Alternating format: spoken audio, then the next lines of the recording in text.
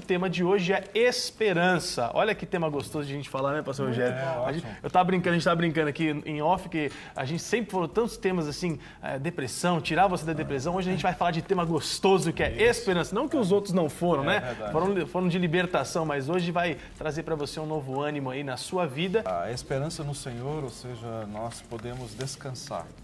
E muitas vezes nós vemos as pessoas hoje agitadas de um lado para o outro, não é? Porque elas não têm conseguido descansar no Senhor, não é? E muitas vezes as pessoas estão numa busca, né, desenfreada, frenética, por coisas. E muitas vezes no final do ano as pessoas aí buscam subterfúgios, né, para estabelecer o seu futuro, um ano melhor.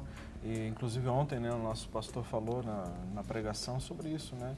Muitas vezes as pessoas estão aí buscando esse subterfúgio, muitas vezes coisas místicas para poder estabelecer a sua esperança, e a esperança correta está no Senhor, não é? E é isso que nós queremos abordar sobre hoje, trazendo essa perspectiva do que a palavra de Deus fala, o que o Senhor promete para nós, o que Ele nos assegura, se é que nós podemos estar assim, sentir assim, nos princípios da palavra de Deus a respeito de esperança. Não é? E por isso que o pastor Guerra ali vai... Pastor Guerra, sempre que é o computador na mente, né, pastor Guerra? Pastor Guerra, inclusive eu acredito que você vai trazer a definição do que é esperança. Muitas pessoas confundem esperança com fé. Qual que é a diferença da fé e esperança? Tem que ter fé para ter esperança, né? Se não tiver fé, como vai ter esperança? Não há Esse esperança. é o homem que responde. Essa resposta foi boa, gostei. Não, sem fé não há esperança. Né? Tem que ter a fé para ter esperança. Então, né, uma coisa traz a outra, né? Nós vamos ler o texto aqui de Jó 14:7, que fala assim, ó: porque há esperança para a árvore que, se for cortada, ainda se renovará, e não cessarão os seus renovos, né? Então ele fala, há esperança para a árvore que, se for cortada, ainda se renovará, e não cessarão os seus renovos. Ele fala assim, se envelhecer na terra a sua raiz e o seu tronco morrer no pó, ao cheiro das águas brotará e dará ramos como uma planta. Está lendo Jó. Jó 14:7. Tá? Então, o que nós colocamos aqui hoje na questão de esperança, né? Sonhos que não foram realizados, projetos frustrados, aquilo que a pessoa fala, nada deu certo para mim nesse ano, estou sem perspectiva, estou decepcionado comigo, os outros e com Deus, né? A questão de faculdade, de emprego, e muitas vezes coisas que você projetou na sua vida aí, e não foram realizados. O que nós queremos colocar para você aqui hoje, não perca a esperança. Tenha fé, em cima da sua fé, traga a esperança que dias melhores virão para você. Não deixe que isso aí venha trazer uma baixa estima para você. Não, ao contrário, traga uma autoestima, você renova as tuas forças, tá? E siga em frente. Por que vocês acham que as pessoas às vezes perdem a esperança? Porque elas colocam a esperança na coisa errada ou na pessoa errada? Isso é um aspecto, né? E eu percebo muitas vezes que os pensamentos das pessoas são pensamentos muitas vezes derrotistas, fatalistas, não é? E a palavra de Deus nos exorta a respeito disso, né? Ou seja, quero trazer à memória aquilo que me gera esperança. Muitas vezes as pessoas estão trazendo à memória justamente situações, ou fatos, ou circunstâncias que aconteceram, que surgiram, e nós não somos presos a isso, não podemos estar presos a isso. Nossos olhos têm que estar fitos naquele que é o autor e consumador de todas as coisas. E muitas vezes, quando nós olhamos as circunstâncias, olhamos muitas vezes o problema batendo na nossa porta, situações que elas vão além da nossa força, a tendência de nos abatermos. Agora, quando nós colocamos os olhos no Senhor e não permitimos que as circunstâncias tirem o foco, então isso eu faço o quê? Permito que essas, ou seja, as lembranças, ou seja, aquilo que gera esperança, fortaleça, não é? Me fortaleça, sem perder a perspectiva. Então, quero trazer à memória aquilo que me dá esperança, porque, queridos, sem esperança, a gente sabe que esse mundo, o presente século, ele só gera situações para nos abater, entristecer e a gente perder a verdadeira fé, né, apóstolo? Fé. É verdade. Como o pastor está falando, muitas pessoas estão acumulando muitas coisas do passado e por isso ele não consegue viver o novo tempo. Né? Então, Levíticos 26:10 diz o quê? Vocês terão que se livrar da colheita armazenada no ano anterior para dar espaço para uma nova colheita, ou seja, um novo tempo, uma nova história. Não estão sendo guiados pelo novo, sim pelo velho. Não é o presente que está conduzindo o futuro, mas o passado ainda tenta conduzir o presente. E aí não chega ao lugar da bênção, né? Então tem que se livrar realmente da colheita antiga. Qual de nós aqui, ou de qualquer telespectador que está ouvindo, não teve decepções?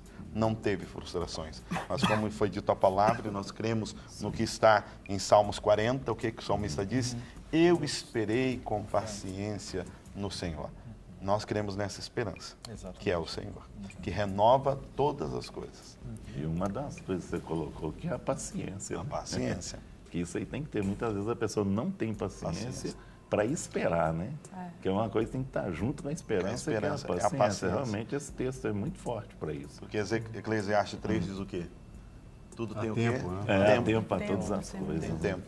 Tempo de plantar, tempo de arrancar o que se plantou. Só que aí nós vamos esbarrar em pessoas que vão dizer assim, mas eu já esperei, o ano termina amanhã, eu esperei 364 dias e o negócio não aconteceu. A irmã disse aqui, eu estou esperando 20 anos. Lembra aqui, eu acabei de ler, eu não me lembro o nome da irmã, mas ela disse, olha, eu vi aí o testemunho da Priscila e tem 20 anos que eu espero, né? Para que algo aconteça, no caso dela especificamente, é a questão da gravidez. Sim. Outros dizem, espero há tantos anos a minha casa própria, espero há tantos anos o meu casamento, eu espero, pastor Guerra, eu espero, pastor Rogério, espero, apóstolo César, mas... Ainda bem que ele perguntou só para os três, né? Maurício, não, eu espero, Maurício. Luciano. Eu estou esperando Estou esperando há tanto tempo. Será que nós temos a mania de querer marcar Deus pelo calendário? Esse é o grande problema? Muitas vezes a gente cria, né, um espaço, né, e coloca Deus dentro daquele espaço. A gente limita Deus e nós não podemos fazer isso. A gente não sabe os propósitos de Deus na nossa vida e muitas vezes talvez aquilo que a gente quer não vai ser nem benéfico para a gente. Deus está vendo que não vai ser e não vem, né? Talvez aquilo vai ser um mal. Né? Muitas vezes o cara chega na igreja hoje, de repente ele fica rico de um dia para o outro, ele larga o evangelho, larga tudo, entendeu? Muitas vezes a pessoa pode acontecer. Então Deus sabe o que vai acontecer amanhã com a gente. E a esperança vem disso, a gente tem que colocar no centro da vontade de Deus também, não é? Para que se cumpra na nossa vida. E uma coisa muito assim que eu achei importante, você falou sobre a questão do abraço do pastor, que é o amor, né? Nós temos também que colocar na esperança o amor também, o nosso amor por Deus e por nós mesmos. Né? O legal de tudo isso, né, pastor? É importante isso. O legal de tudo isso é que a esperança ela não é um sentimento que a gente vai colocar para dentro da gente que deixa a gente inerte ou inativo, né? Muito pelo contrário, quando você está cheio de esperança, você trabalha também em função daquilo. Eu acho que também muito entra na palavra de Deus, que a palavra de Deus exercita a gente. Aliás, o livro de Tiago inteiro vai falar para a gente, olha, vamos lá, a fé sem obras ela é morta, você precisa ir atrás, conquistar. Então, a esperança também seria como se fosse um gás a mais que Deus te dá a oportunidade de falar assim, tem esperança, porque aí vem o que o senhor disse no começo do programa, se eu falei, vai se cumprir, a minha palavra não vai voltar. Ou seja, é uma esperança e uma fé em algo certo, né, apóstolo? Amém. Mas voltamos para uma coisa, né, Maurício? Há muitos que recebem a palavra profética, como nós falamos, estamos falando de clínica da alma, né? Falamos agora sobre isso, que é a esperança daquele que crê e confia em Deus. E quando muitos pegam o divã, ou seja, o sofá, ou seja, a cadeira, e senta e espera. Só que Provérbios 30, versículo 24, diz assim, há 4 coisas muito pequenas na terra, que porém são mais sábias que todos os sábios. As formigas, povo sem força, todavia no verão prepara a sua comida. Não haverá esperança sem planejamento. Com certeza. As pessoas, eles escutam uma palavra, mas não se planejam, não faz um planejamento para ela. Então, não é só receber, mas é me preparar. É que nem uma moça que ia na igreja, eu orei por ela durante praticamente quase 8 anos seguidos, nós orando por ela, depois arrumou um emprego, 6 anos se passaram a mais depois desse emprego, e ela falava que ela queria ser a secretária de um dos diretores, né? E ela orava por isso. E Deus falou a palavra para ela. Olha, Deus deu a palavra do quê? De esperança, vai se cumprir. Passaram-se 6 anos ela na empresa. Um belo dia ela atendendo o telefone, sendo educada com os diretores, cresceu na empresa. Mas quando ela foi chamada para ser a secretária do diretor, ela não estava preparada. Quanto tempo ela ficou lá naquele cargo? 2 semanas.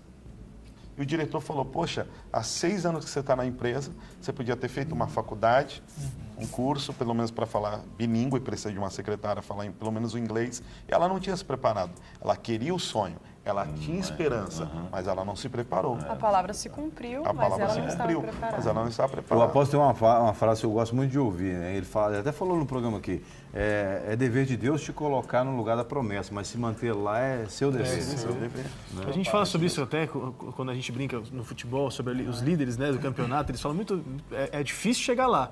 Agora, se manter é pior ainda. Então, quer dizer, a esperança vai trazer da gente essa perseverança também, né? Nós podemos pensar isso em todas as áreas da vida, né? É difícil casar, quer dizer, mas se manter lá é mais difícil ainda, né? É difícil ficar rico, mas se manter rico... Tem que aproveitar essa. É difícil o quê? Se casar... Pastor Carlos, receba essa agora. Ele está assistindo o pastor Carlos, que é o grande auxiliar do pastor, do apóstolo César, braço direito. Grande abraço, viu, pastor Carlos? A gente esteve lá na igreja profetizando para ele o casamento logo, pastor.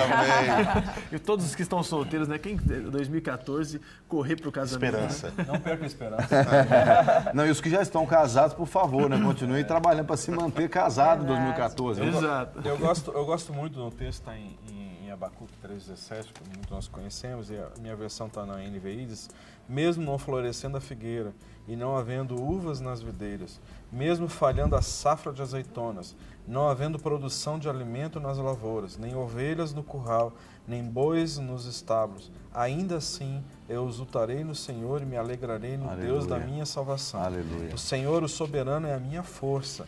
Ele faz os meus pés como do servo, faz-me andar em lugares altos, para o mestre da música, para os meus instrumentos de cordas. Aleluia. Tremendo, né? Mesmo a gente não vendo fruta na videira, Confiamos. aí a coisa não vem. Amém.